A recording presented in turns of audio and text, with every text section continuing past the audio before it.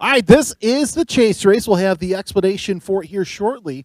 Now, if you were here for qualifying, said that the order was backwards. Well, here's why. Because it's always the slowest car goes out first, and then they go back, and then they go back from that. Slowest to fastest. This is one of those ones where it's actually all spec Miatas. So rolling out first will be Mark Stadolski, then Bob Reisinger, who is in a very, very fast Miata. Jason Greenwood, Gary Traverso, Art Zeismer, Mike Ryan, Mark Basso, Bill Hamill, Connor Ryan, and Craig Sorg.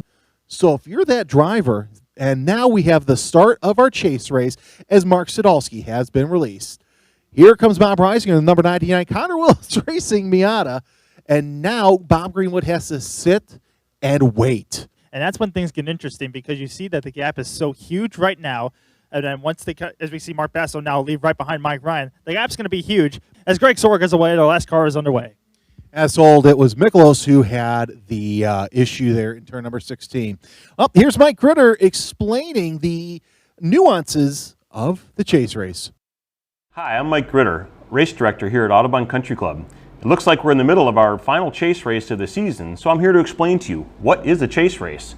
Well, a chase race is really kind of a bracket race, a timed race, where it's all about driver consistency. In a chase race, the slowest guy actually leaves first, and the fastest guy leaves last. And in theory, in 6 laps, everybody's going to catch each other and cross the finish line at the same time. How do we make that happen? Well, the first step is you go and qualify.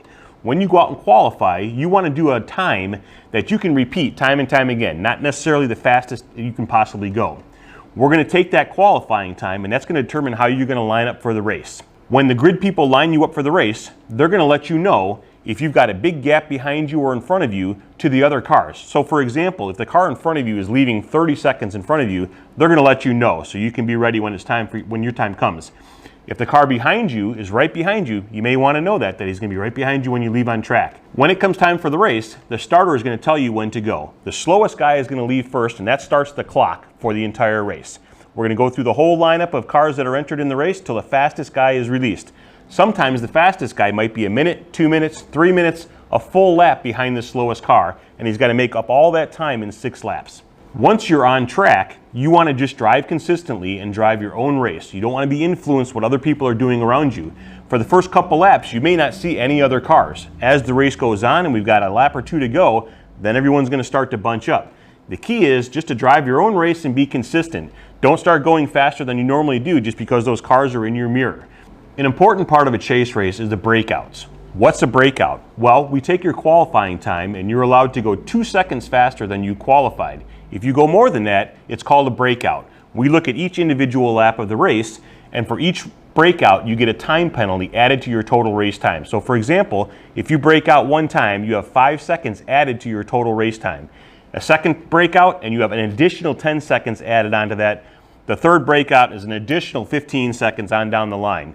So the key is to just drive consistently, drive your own race, and not break out. Oftentimes what happens in a chase race is the first car who crosses the finish line isn't necessarily the winner because the timing people will look at all the breakouts and start adding those times up. The fun of the chase race is the last lap or 2 when everybody is starting to close up. Those faster cars have gained on the slower cars, and that's where we start really going for position. Oftentimes the first car across the finish line is not the winner. We have to look at the breakouts, add that to everyone's race time, and then we'll determine what the finishing order is. The fun part of a chase race is that no one may know who won until we get to the podium. The results will be tabulated and we'll make announcements, and you never know, it might be you collecting an award. Chase races are fantastic for both beginners and experienced racers. A beginner, you get that opportunity to go through the whole race day, a driver's meeting, a qualifying session, a race, the podium. And experienced guys, they can have a lot of fun doing chase races as well. Oftentimes, if you just go out there, drive a consistent race, focus on yourself, you may end up on the podium and have some fun yourself. 2 laps ago. Here we go. Sadolski broke out. Reisinger. Yeah. No, he did not break out. 4:08.4. He can do no better than 4:08.1. Greenwood 4:07. Yeah, he knows something. I think he knows something. Well, I just noticed there, Greenwood, as he came across the line, just put the brakes on the car and came to just took out the speed out. So he's been quick everywhere else, but he kills the momentum coming across the line just to save the lap time here. So interesting strategy by Jason Greenwood that we're seeing develop in front of us. You don't think he's listening, do you? No, he doesn't have a radio in the car. He doesn't have the live stream going, right? Hey, Jason, if you can hear us. So who's the outlier here, and who's the one really on task? I think now that everybody's starting to see everybody, now we're going to start to see drivers tiptoe around. And the interesting thing is here comes the mind games. You know, are you going to see seeing drivers tiptoe because they know they're on pace? Are you going to start to see drivers hit the gas and pass everybody because they know they got to win the race? And this is where all the mind games come into play, as we're seeing a whole train of cars now, basically a whole field almost on the back straightaway, heading down towards turn number 11. It's going to be pandemonium over into turn number 11. You know what it reminds me of? It reminds me of F1. Up there goes a 15 of Art Zeismer saying, yeah, you know what? Whatever happens, happens.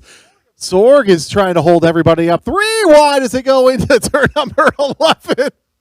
This is why chase racing is so fun, because of the mind games. This is thinking man's racing. This is turning into a pack race, as we can see right now. Who's going to keep up with what? Is Sorg going to just bypass everybody, go on his merry way, or is he going to wait and hold the rest of the field at bay? Zeismer is going to go chasing after Greg Sorg. The rest of the two, Mike Ryan and Mark Basso, going after the two. Sorg hits the brakes early. So does Zeismer. Everybody else hitting the brakes early. No one's wanting to take the lead. It's the race who wants to lose. Everyone wants to lose in this race. You can do no matter the 408.6, a 410 flat out of Sadalski. 1 lap to go. Greg Sorg. Yeah, he broke out again. Sorry, Greg. And then, now we're going to start to see everybody bunch up. White flag is out. 1 lap to go. Jordan, before you go, I'm going to have you talk a little bit more about strategy, what the mind games are, how you're using your mirrors, how you're not supposed to be using your lap timer.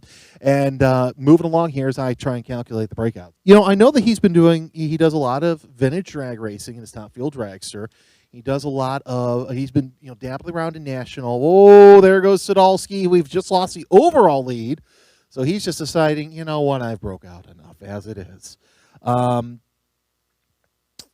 Right now, Greenwood is the driver with the least amount of breakouts in this session.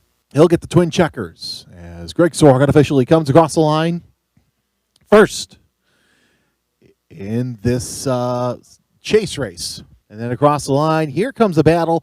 This is the spirit of the chase race down the line. Who's going to come across first? It's going to be Sadalski, then Zeismer, Traverso, and Bill Hamill.